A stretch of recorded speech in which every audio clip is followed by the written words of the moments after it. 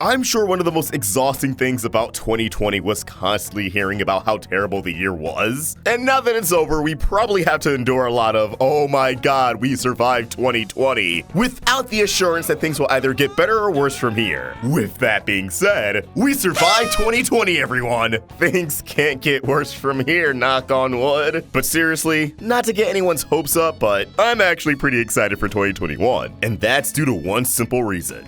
I am a nerd, and I have a message to spread to my fellow brethren. Even if the world continues to crumble around us, the entertainment we'll have to distract ourselves is fucking lit. Seriously, 2021 is stacked. You see, 2020 was supposed to be a stacked year for film and television.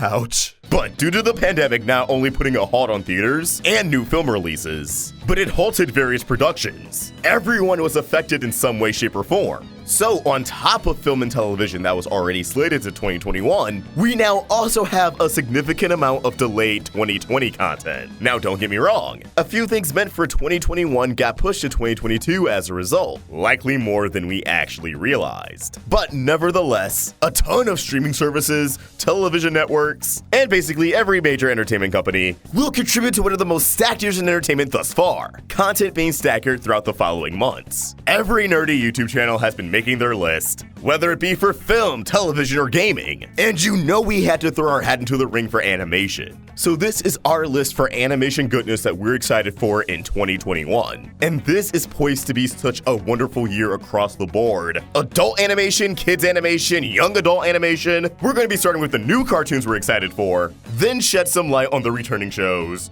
before rounding it all out with the animated films we can be excited for. If you need more than a few things to look forward to for the year, we got you covered. Without further ado, let's begin. Genndy Tartakovsky is shaping up to have quite the impressive legacy in animation. From the zany Dexter's Lab, to the charming and cinematic Samurai Jack, to the gone too soon Symbionic Titan, to the fun for the whole family Hotel Transylvania films. Back to Samurai Jack, this time as an Adult Swim Toonami title, and afterwards pushing the boundaries of adult animation further with the no dialogue, gritty and intense Primal. This man is out to prove that he can do it all, with style. Now juggling two shows, Genndy's back at it again with an animated series aimed at the young adult but still technically for kids crowd, Unicorn Warriors Eternal. We've talked about this before, but I just can't help but to bring it up again. Airing on HBO Max and produced at Cartoon Network Studios, Unicorn follows a team of ancient heroes protecting the world from an ominous force. Throughout history, unicorns have symbolized the virtuous, appearing to ensure that goodness reigns. When the reawakening of our heroes comes too early, they find themselves in the bodies of teenagers. Damaged as a result, their memories of who they are and the history of the unicorn over the centuries have been lost, with some of their magical abilities weakened and fragmented.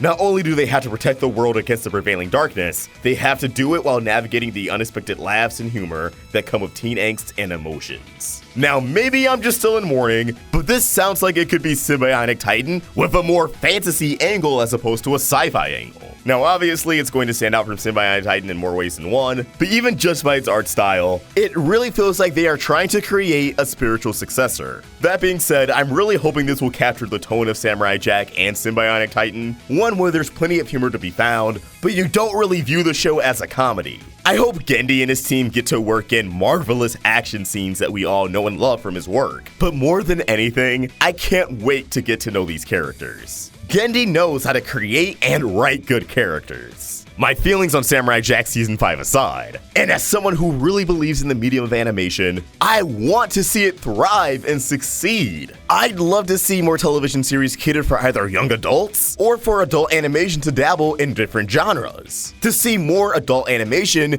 that's not just primarily a comedy. And in terms of seeing more of both, Genndy Tartakovsky is the man for the job. Something tells me this will be at least in the top 10 for a lot of people's animated picks for the year when all is said and done. But of course, another juggernaut animation is Disney, and they're ensuring they get good mileage out of Lucasfilm. The return and conclusion of Star Wars: The Clone Wars on Disney Plus last year was just the first of many animated Star Wars series to be hosted on the service. Of course, we're getting a bajillion live-action Star Wars series on the service as well. That's the true bread and butter. But they know people will still watch animated Star Wars, especially since we're at the point where you kinda need to watch everything to get the full picture. They've learned well from the MCU. And this brings us to Star Wars: The Bad Batch, a sequel and spin-off to the Clone Wars. You know, they were introduced in the first episode of the revival season? Yeah. Now, I'm not the biggest Star Wars nerd. I watch the movies, I watch Mandalorian, I haven't seen every single episode of the Clone Wars, but I'm still a sucker for ensemble series. And there's no denying that the TV show's kind of the best thing about Star Wars nowadays. And we get to explore the aftermath of the Clone Wars. How could that not be enticing? And of course, as with all recent Star Wars properties, it'll be interesting to see how far this will end up connecting with everything else coming out. And what surprise cameos are we in store for? Look, it's not Mando Season 3, but I think even if you have a casual interest in Star Wars, this won't hurt to check out. Whether if you spare the rough half hour a week to watch it, or if you just take a shot binging it when it's all said and done, keep tabs on this one. I think it'll be a good time.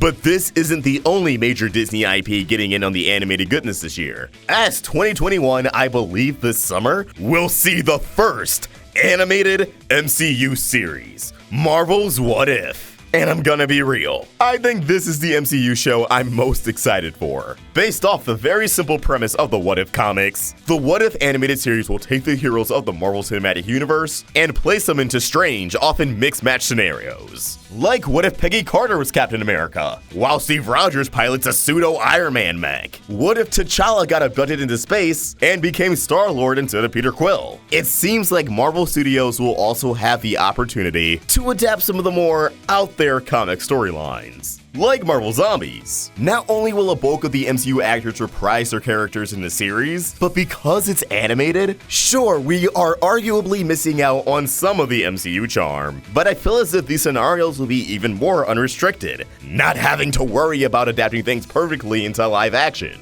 It's a whole new ballpark. Well, yes, there's a guarantee that things are going to get emotional, as we will have Chadwick Boseman's final performance as T'Challa. I'm still very excited to dig into these episodes. I think we're in store for some of the most memorable MCU moments. Though I'm sure many casual viewers will complain about the fact that it is animated, even though, honestly, I adore this cel-shaded style. And Marvel needed an animated series like this yesterday. Not to mention, with things beginning to unravel in the MCU multiverse, I would argue that casual viewers may need this show in order to get better familiar with the concept of vastly different alternate dimension counterparts. Although I guess if you think about it, that concept isn't as crazy as it used to be. Still, What If, my most anticipated Marvel show of the year. I can't wait, neither should you. Shifting off Disney Plus, but staying on Marvel, we have the upcoming adult animated stop-motion MODOK series on Hulu. Guys, it stars Patton Oswalt. What more do you need? This excites me for more reasons than one. Not only does this show that Disney is willing to continue adult Marvel television content, just sticking it on Hulu instead of their premier streaming service, which opens up so many doors, but it goes to show their confidence with characters that would be considered obscure to a general audience. Sure, MODOK has been in games and shows before, but to stick this big-headed freak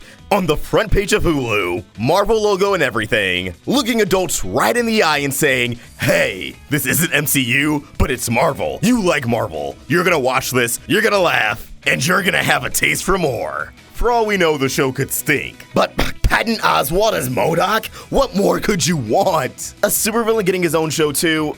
There's just so much potential within this show, and I really hope it's not a bust. However, this isn't the only adult animated comic book series coming out this year. Amazon Prime has already proven itself with one hit adaptation. But now, they're gonna do it again, but this time, animated. Robert Kirkman's Invincible, with the lead characters voiced by Steven Yeun and J.K. Simmons. Boy is normal teenager, dad is the most powerful superhero on the planet, boy begins to develop powers after his 17th birthday, and hijinks ensue. I have not read much of the comic, I very much want to go into this blind, but it's not often you get an adult animated drama action series, especially one that has hour-long episodes. That's right, you heard me. The show is supposed to be an hour long apiece, with an 8-episode first season. The cast is loaded. Seth Rogen's in it, Mark Hamill's in it, Jillian Jacobs is in it, Zazie Beetz. I'm really hoping that this can match the quality of The Boys in writing, but absolutely demolish it in the action department. If anyone has read Invincible and has a decent idea of what to expect, feel free to comment down below.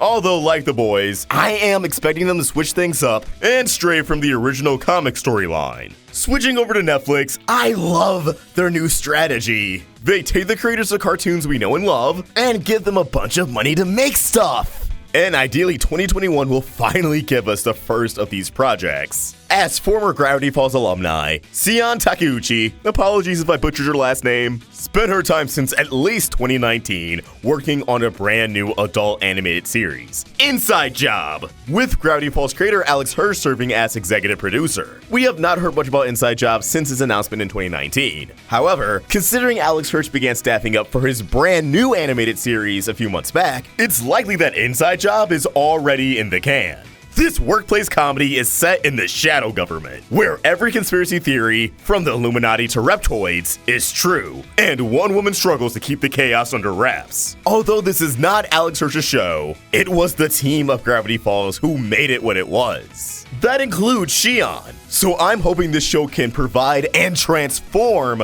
the spirit of Gravity Falls humor that we all have come to know and love.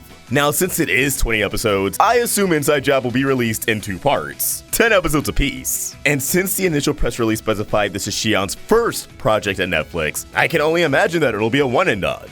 A nice little 20-episode overarching story that I can already see thriving on Netflix. Listen, I don't care how political the show gets. If Big Mouth can make it this far, then there is hope for any idea. Speaking of Netflix, the Cuphead show is also slated to come out this year. This feels like the first video game adaptation where nearly everyone is optimistic for it across the board. And can you blame them? It looks great. It's 2D, voice acted, and retains the video game's original art style, albeit without the aging effects. At least from what we can see. That could very well be an element that comes in post-production. There is at least 10 episodes in the first season. I imagine that'll be all of the episodes. And should this show deliver, I can't wait to see what effect it could have on video game adaptations across the board. Because frankly, I want more 2D video game cartoons. Come on, please, I'm begging. Zelda is right there. Now, I'm not sure if this is coming out this year, but Netflix is making an animated reboot of Good Times? Jesus Christ, what the hell? I just need to see this. For those of you who don't know, Good Times is a black sitcom from back in the day. It's a classic, and I just had to mention it here because I don't know what the hell this is gonna look like. This could either be a terrible idea or the next Boondocks. Could you imagine if they went in that direction? Art style and all? Speaking of which, the Boondocks reboot's supposed to come out this year. It was supposed to come out last year, and you know, they never unannounced it coming out for last year. In fact, if you look at their official Instagram page, which has not posted since the end of November, it still says coming in 2020. Even beyond the tragic passing of John Witherspoon, there has to be some shit going on with this reboot, dude. What? How have we not seen a trailer or anything? It is the Boondocks. Are they gonna fuck this up twice? I don't know, this sounds like a mess. Something definitely had to happen behind the scenes, but as someone who adores the Boondocks, and even thinks season 4 isn't that bad, kinda mid, but still entertaining, I'm curious to see what they could do next. You know, the creator doesn't leave again. The Boondocks' delivery of social commentary, and of course the issues they touch on themselves, is absolutely something that we need now more than ever. So please don't fuck it up.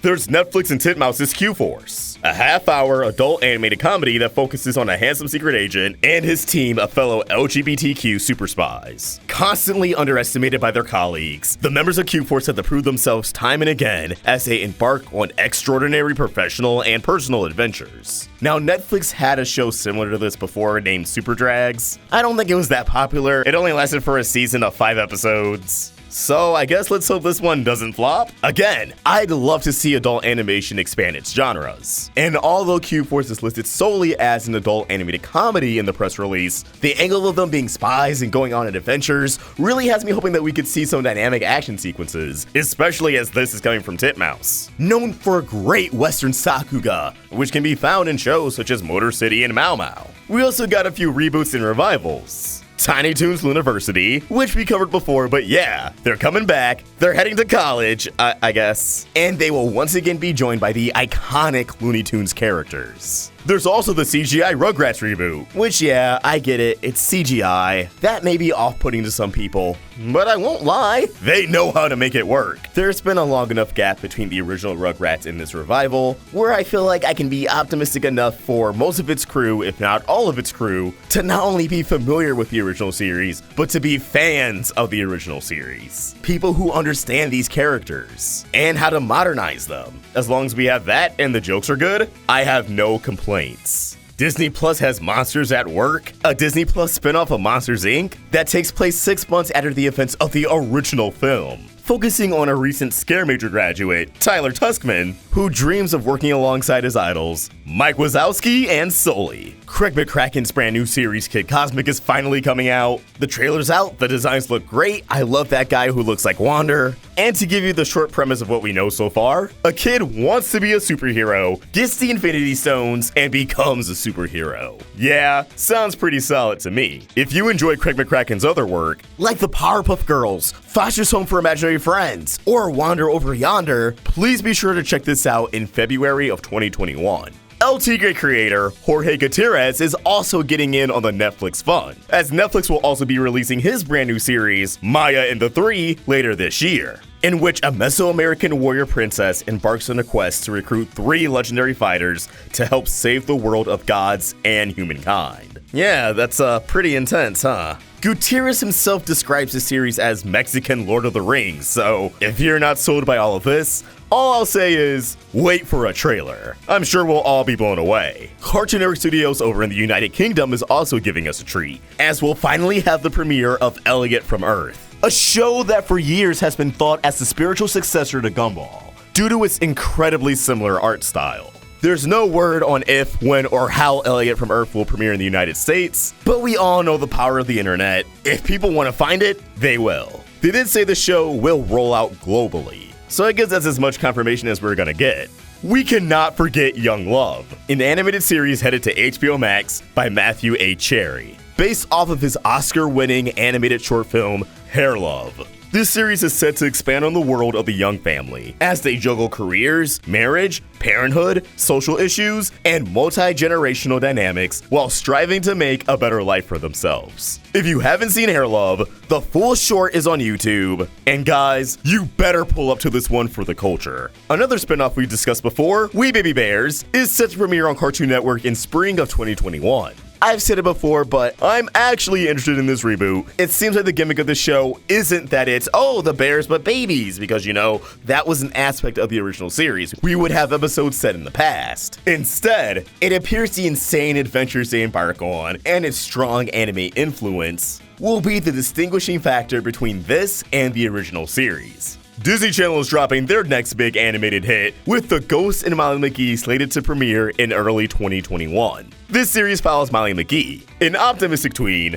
who lives to make the world a better place, and a grumpy, deep-voiced ghost named Scratch, whose joy comes from spreading misery. When one of his spells backfires, Scratch finds himself to be forever cursed in Molly's presence. Yeah, it's not just you. It reminds me ever so slightly of Billy and Mandy, but in the best way possible. I love ghost shows. I'm a sucker for them. Give me all the supernatural goodness. And with the lead characters voiced by Ashley Birch and Dana Snyder, aka Enid and Master Shake, how could I not be psyched? C.H. Greenblatt, creator of Chowder and Harvey Beaks, is back with his third cartoon, Jellystone. This time, a reimagining of the Yogi Bear characters, alongside numerous Hanna-Barbera characters from other series. Greenblatt is the perfect pick for a creative who can introduce these characters to a modern age. The sense of humor in his work is truly some of the best in animation, one that's felt absent for too long. And I cannot wait to see how him and his team approach the series later this year on HBO Max. From the studio that's brought us the Academy Award-winning The Breadwinner and the marvelous Apple TV film Wolfwalkers, we have Viking School. Announced way back in 2018, Viking School is a 26-episode series that follows the adventures of best friends and wannabe warriors Eric, Ylva, and Arnie, as they become the newest students in an elite and eccentric academy for Vikings. Now, this was expected to arrive on Disney Channel for the longest time, but now no one's really sure. It could be on Disney Channel, it could be on Disney Plus streaming. Either way, this studio already has a good track record, and I can't wait for this kid show to inevitably make me bawl my eyes out. Okay, so this one is just weird. I just had to include it before moving on to returning shows. To describe it, think Out of Jimmy's Head without the OCs. Yeah. Tuned Out is an American live-action animated comedy web television series helmed by Academy Award-winning film director Robert Zemeckis and executive producer and writer Jarrett Stern. Set to premiere exclusively on HBO Max. Things get a little cartoony for Everyman Mac when he starts seeing iconic cartoon characters, ranging from the Looney Tunes to Droopy Dog. But they're not just there for laughs, they're helping him through a very rough patch in his life. God, I know I should go, haven't they learned from seeing real? But honestly, I kinda wanna see this. If it's bad, I hope it's so bad that it's good. If it's actually good, who am I to complain? I always admired the idea of a live-action 2D hybrid project, but it feels like there hasn't been one to top Who Framed Roger Rabbit. This probably won't be the show to do that, but if it can capture a similar magic, I'll watch it through the entire season. I don't know, might want to keep tabs on this one. For everyone that missed regular show's absurd storytelling and expected close enough to be an adult version of that, Season 1 delivered, and the characters managed to establish a dynamic and tone that vastly differs from regular show. Of course, Season 1 wasn't perfect. The biggest issue lied in the pacing, due to these episodes being reduced from 22 minutes to 11 minutes in post-production. But Season 2 shouldn't have to deal with this issue, and hopefully be naturally written as an 11-minute show from the start, so it shall be close enough's real show of strength. Whenever HBO Max decides to drop it, at least. Tuca and Birdie was canceled after its first season on Netflix, and it broke my heart. This was such a breath of fresh air for an adult animated cartoon, from the characters to the stories at hand. This was not just BoJack Horseman 2.0. Adult Swim saving the show is probably one of the best calls they've made in recent years, and I hope that even if this is the last hurrah for the series, it can go out stronger than ever. F is for Family is a criminally underrated series, and it's ending with its next season, picking up after Season 4's tragic cliffhanger. No spoilers, but wow. I'm excited to see how Season 4 wraps up the story of the Murphys, especially with a new addition to the family. Solar Opposite Season 1 was fine, but there's no denying that the wall subplot was the highlight of the season. I'm hoping now that they've had some time to figure out these characters, that Season 2 will lean more into the suburban adventures that the premise sets up. Give me an episode about Corvo and Terry falling in love with malls, at a point in time where malls are dying or something. There's humor to be had with the state of society beyond the same few things every other show is going to touch on, you know? Solar Opposite Season 2 comes to Hulu in March, and I am curious to see how the show can improve from here. Admittedly, I need to watch all of Final Space, but the show seems to have flourished since its first season. Olin Rogers is making his mark on entertainment, and it seems like Season 3 will tie things together while pushing itself in a new direction. I'd be shocked if Adult Swim and the Rick and Morty crew haven't gotten their act together enough to deliver a new season every year. That being said, I'm excited for Season 5. I hope they actually take advantage of Space Beth's impact on the family, even if she doesn't appear on a consistent basis. Just give me something new with Beth and Jerry B plots. And I hope they tone it down a bit from the rampant monologues in Season 4. Seriously, they never stop talking. Harley Quinn surprised me. I didn't think one of the strongest DC shows in years would be the one that doesn't focus on characters and action, but characters and comedy. It has problems in a lot of aspects, but I'm hoping Season 3 can overcome those issues, like stronger action scenes. Also, bring in the Teen Titans. I want them to be like actual college student age teens, to juxtapose Robin being a little twerp. Disenchantment didn't wow me with its first season. I feel like I like the premise, I like the characters, but there's a lot to be desired with the comedy and execution. The 2 parts currently available on Netflix are actually just the first season, so the upcoming 3rd part is our true Season 2. So, as with the start of most production cycles, I'm hoping the show can return in a refined state that improves on the areas I felt were lacking the first time around. Infinity Train, as we know it, is probably over. It's not in production. The creator started using past tense. He doesn't even work at Cartoon Network right now. It's okay, it's okay. It's a miracle we got this show to happen at all. That being said, there's still likely a book 4 that we could expect later this year, as there's evidence that the animation studio animated about 40 episodes total. So we can at least look forward to seeing Affinity Train one last time. Craig of the Creek is getting intense, but when it's not focusing on the story, it still manages to be one of the best down-to-earth cartoons on television right now. It's a show I've gone from occasionally catching up on to watching a new episode as soon as it's available. It's a show I can watch with just about anybody, always sharing a laugh and feeling like a child again. And I recommend you do the same if you haven't already. Everything I just said about Craig of the Creek applies to Big City Greens, though it definitely hasn't become as story-driven. Yet the show is known to have huge status quo changes despite its episodic nature, and the upcoming half-hour special sees the once humiliated antagonist Chip finally get one over on the Greens. They even redid the theme song for it. Considering how this show does care about the status quo, I'm half expecting this variation of the theme to stick around for a bit. The Owl House had a pretty fun first season. It had its flaws,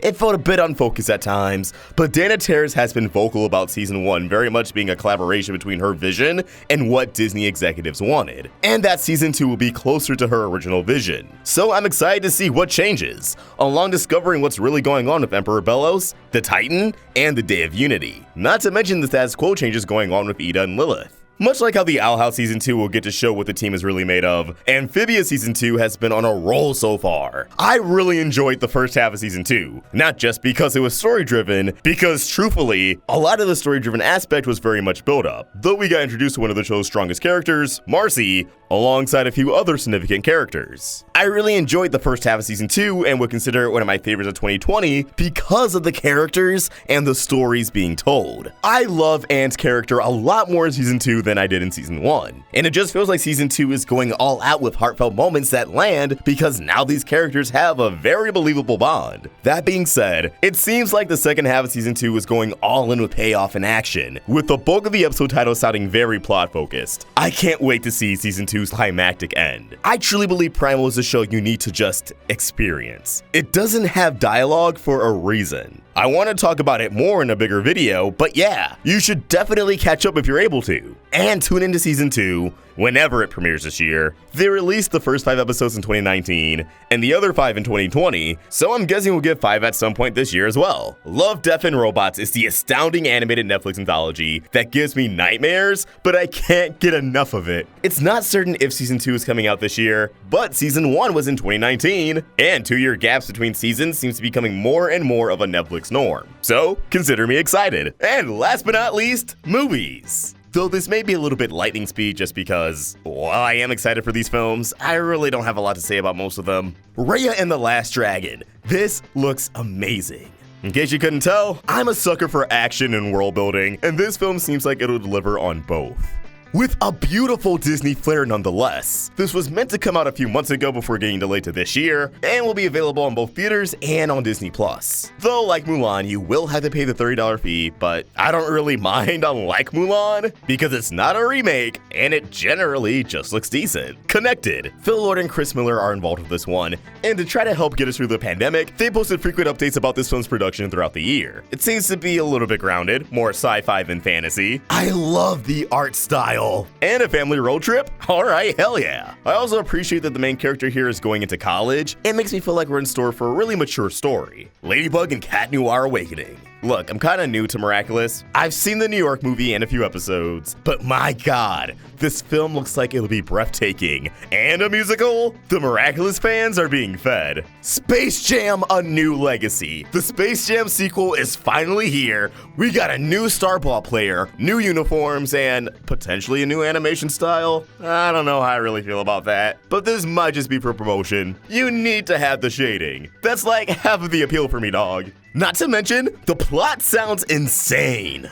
When basketball champion and global icon LeBron James and his son Bronny, who dreams of being a video game developer, are trapped in a virtual space by a rogue algorithm named Algae Rhythm, LeBron must get them home safe by leading Bugs Bunny, Daffy Duck, Porky Pig, Lola Bunny, and the whole gang of notoriously undisciplined Looney Tunes to victory over the Algae's digitized champions on the court. Algae Rhythm is Don Cheadle, and it's just one of those few moments of overlap between sports and animation. Truly a sight to behold. It's scheduled for a July release, and it'll be available in both theaters and HBO Max. Pick your poison. Bob's Burgers is having a movie? Yeah, that's a thing. Supposedly we're getting it in April, but we haven't really seen a trailer, so I'll be the judge of that. The Rise of the Teenage Mutant Ninja Turtles is also getting a movie focusing on the Krang, so now fans get 2 finales for the price of 1, or at least the price of a Netflix subscription. The Loud House is also pulling up with a Netflix film. Sponge on the Run is technically finally getting released, even though you can watch it on Netflix with a VPN. The live-action animated hybrid Tom and Jerry movie, I'm not really sure how to feel about this yet, but you know what? I'll check it out. I miss movies like these. Please, bring back live-action adaptations of cartoons. Even if it's so bad it's funny, it's the kind of corniness that I love. That goes for Clifford as well. Of course, we got sequels like Sing 2 and The Boss Baby Family Business, Minions: The Rise of Gru. The Tales of Arcadia series on Netflix, which spans throughout multiple shows, is coming to its own conclusive end with Troll Hunters: Rise of the Titans, which is just one of the most beautiful, ambitious things I've ever seen in my life. More animated series need to do this, seriously. Something like this has always been a dream of mine to do, so seeing it before my very eyes is very inspiring. We got the Diary of the Wimpy Kid movie, other films we don't know too much about yet like Encanto, Vivo, Wish Dragon, Luca. Get me vaccinated and in a theater ASAP because I need to see a bulk of these on the big screen. Don't make me watch Space Jam 2 on my TV, please. I can't do it. And there you have it. Quite a bit of animated goodness to get excited for in 2021. Legit, what are you most excited for? Let us know in the comments below. And be sure to give us a follow over at Roundtable Vids on Twitter and Instagram. And you can find me at Vox. Shout out to our patrons and JANKYBONES for creating an awesome thumbnail. For more of Bones' wonderful art, you can follow them on Tumblr, Instagram, Twitter, and subscribe to their YouTube channel. And if you enjoyed this video, please be sure to like and subscribe. Seriously, it'd help out a lot. See ya!